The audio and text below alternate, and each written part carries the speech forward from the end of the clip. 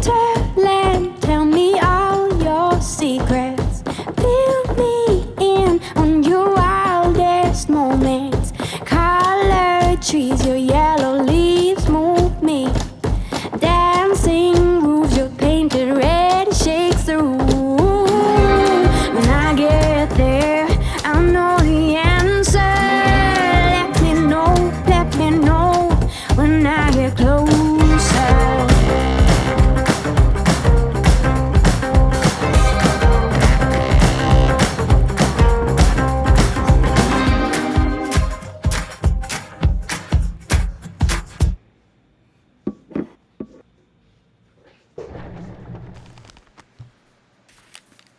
There's a saying that you never hike the same mountain twice.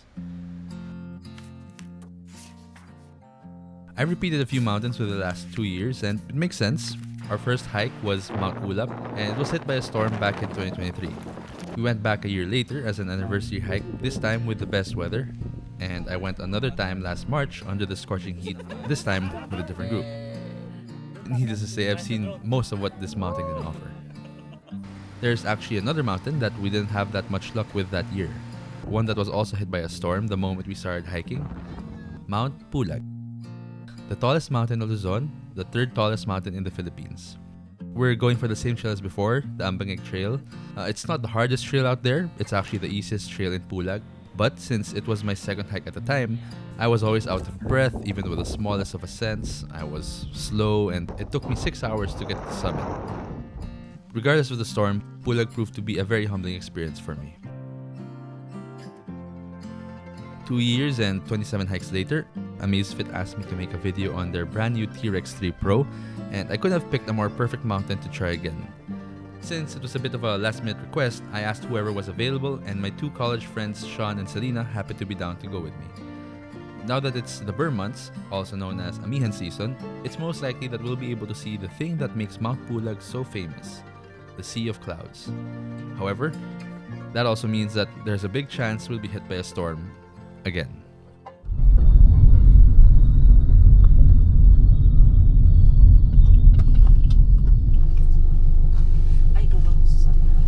Jumpsuit ka pala.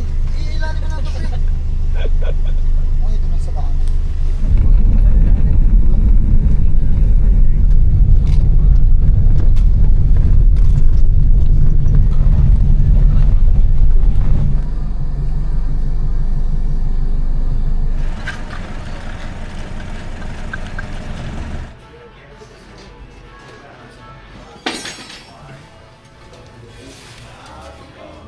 Gabriel Adonis. Gabriel.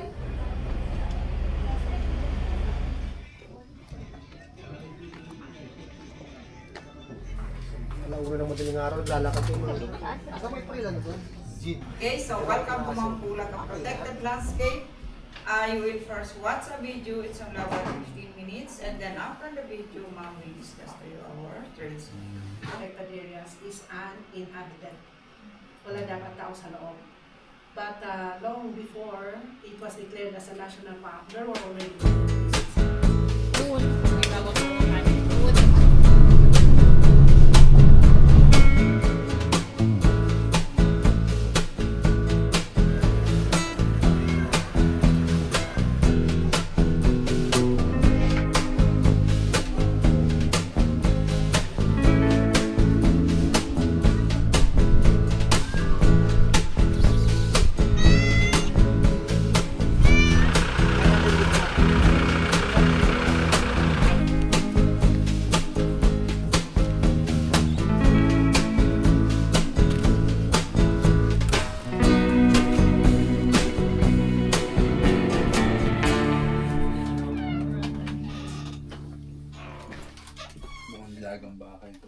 Oh my, I saw the corn. You're moving up the line, too.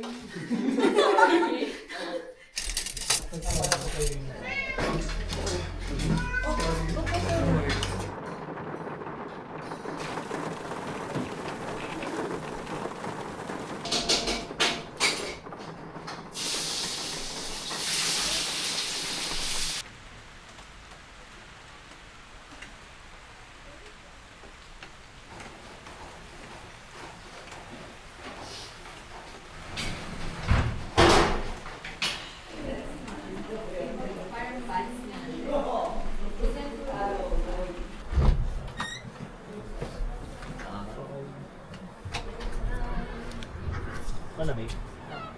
Wala. Good night, Sean. Good night! I'm downloading the offline map of Pulag just in case for tomorrow. The rain stopped exactly at 8 p.m.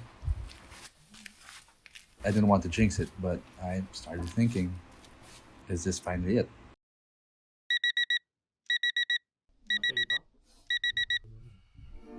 I had a hard time sleeping, honestly. It was really raining last night, and according to the weather app here on my watch, and I also checked on my phone, we should be good until the afternoon. I was quite scared because honestly, the last time I was here, same thing happened. We arrived at the town, it was clear as day, and the moment we started hiking, that's when it started raining. The rain stopped around 8 p.m. last night, and based on my experience at least, if it rains the night before, more often than not, it doesn't during the hike. So here's hoping. Let's get ready. Morning. We're leaving for the ranger station in a while. Hey, brother.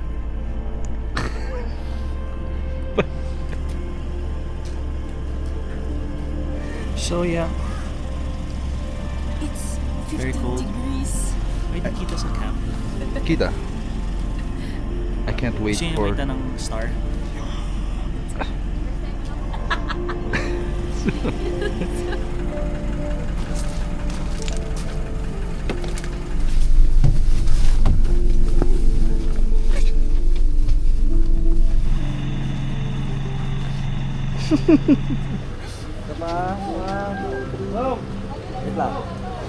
Okay, so good morning.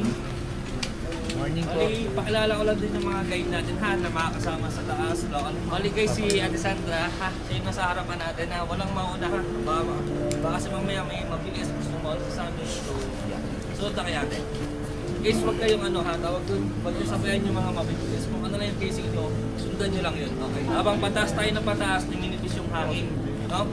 Kaya kailangan kung ano yung casing nyo, fail lang. Lord, thank you sa umagang ito at naging good weather. Sana magtuloy-tuloy po itong weather na to hanggang makabalik po kami ng Maxley. Lord, bonus na po, mag-aaraw po ng sea of clouds sa taas. Kung wala naman po, okay. In Jesus' name, Amen.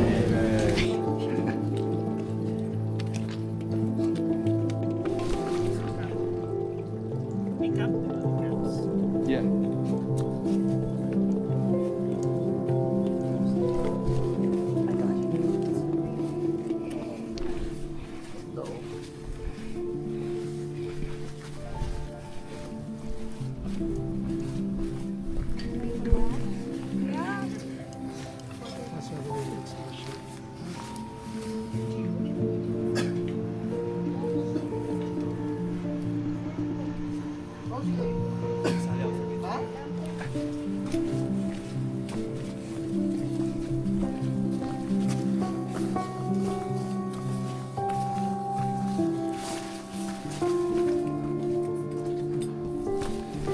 Almost to the grasslands.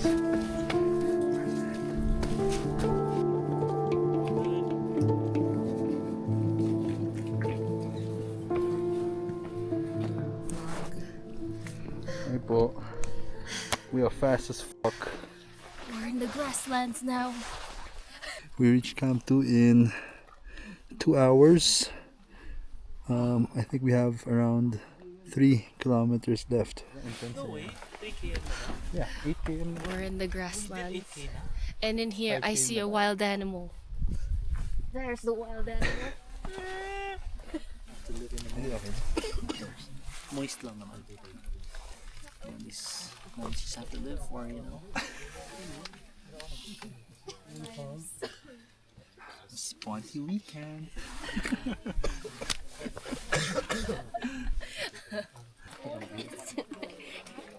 It's a cute girl. Look at that, bro.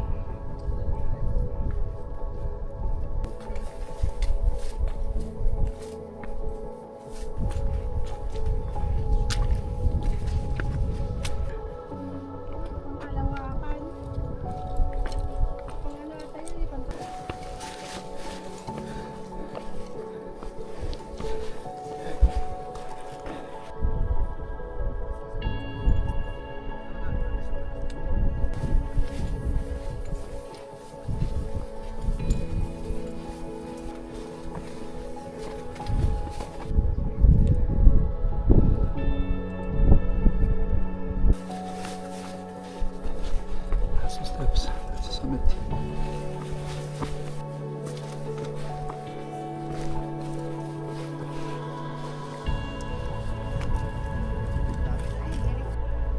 Gago pa sunrise na.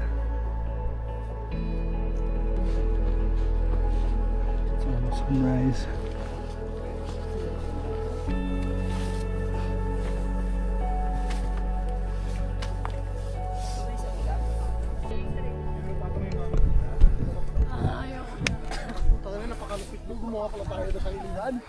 The first time I was here, I was at a very different place in my life. I let myself go. I was going through a lot of career changes, and at the time, I imagined my future to be very different to where I am now. I was with different people, but you know, life happens, our paths diverge, and we don't get to see all our friends as much as we'd like. But that's okay. Change is part of life, but those people and those experiences will always be part of you. On our last push to the summit, all I could think about were the people I was with 2 years ago on this very same trail. Who knows? Maybe in my next visit, I'll be with different people again, meeting a different Pulag, and meeting a totally different me. You can never tell what can happen tomorrow. All you can do is sit down, wait, and hope for a warm sunrise to greet you in the morning. And if there isn't one, Almost 4 hours. It's almost 5:30. so we're just waiting for the sunrise. Di ko alam sasabihin ko, gagi. Pakita ko na lang.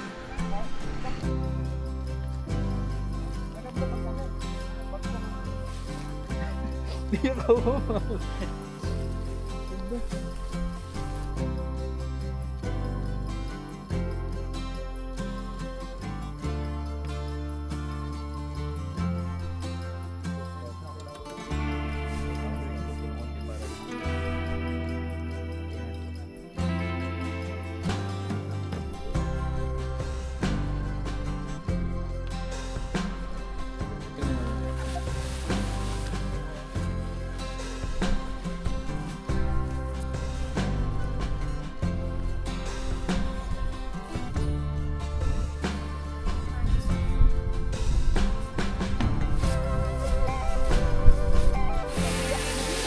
Hi guys, kaway.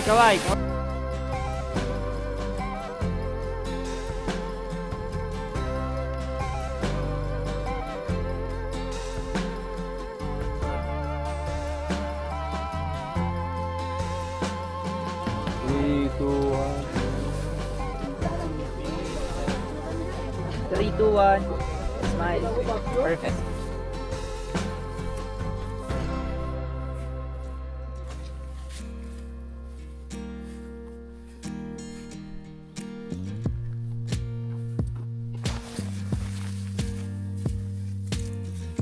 Bro, these are the moments you can't buy, bro. I feel free.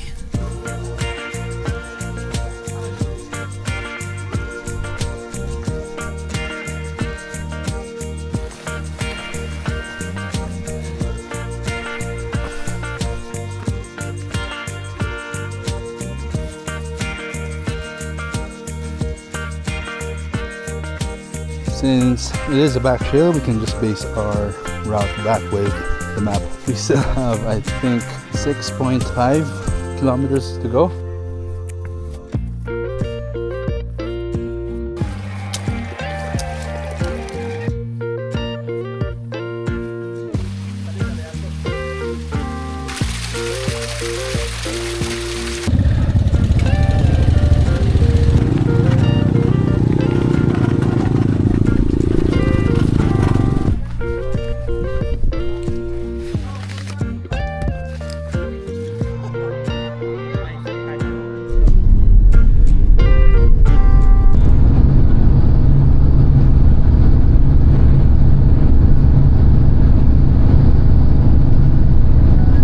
First off, I want to give a very big special thanks to the sponsor of this video, Amazfit. I've worked with them on a video before back in April for their T-Rex 3, and now they sent over their T-Rex 3 Pro a week in advance for me to review. I've used this watch in 2 different situations. I've used it on trail running and hiking. Both have worked exceptionally well. I've also used it for some road running and it has worked great as well. What exactly makes this Pro model more pro than the regular T-Rex 3? Well, for one, they introduced a ton of new features that personally I wish that were in the regular T-Rex 3. We have a much brighter 3000 custom-knit 1.5-inch AMOLED screen with a brand new sapphire glass, an upgrade from the previous Corning Gorilla Glass. The material is now military-grade titanium and fiber-reinforced polymer, an upgrade from the previous T-Rex 3, which was mostly just stainless steel. You can also now answer your Bluetooth calls straight from your watch with its speaker and mic. The battery is also rated to last up to 25 days, just like the previous T-Rex 3. And my favorite new feature out of everything else is a flashlight. What the previous T-Rex 3 basically does is it puts the screen on max brightness and turns it white. It's good in a pinch, but it's not technically a flashlight. At one point in my hike in Pulag, near the end, my headlamp was almost out of battery, and all I could depend on was basically this watch. I was extremely surprised. I didn't expect it to be that bright. Surprisingly, it didn't really drain much of my battery near the end. Other than the flashlight, it also has a brand new SOS light feature. This is the red light. They've also done a major update on their already amazing map feature, wherein they added point of interest search and route planning. With your downloaded offline map, you can search nearby points of interest for, let's say, a gas station. And with route planning, you can use the same offline map in the Zepp app on your phone to plan your routes for your runs, your cycling. Just like the previous T-Rex 3, it's still extremely durable. I've used it in waterfalls, I've used it even in the shower. To this day, even with all the soap, all the mud, salt water, it still works great. So if you want to get the most out of your first ever outdoor smartwatch, I believe this is a really good option, especially since it basically has everything of what the competition has, but at a cheaper price, but still with top of the line material. Thank you again, Amazfit, and see you guys on the next video.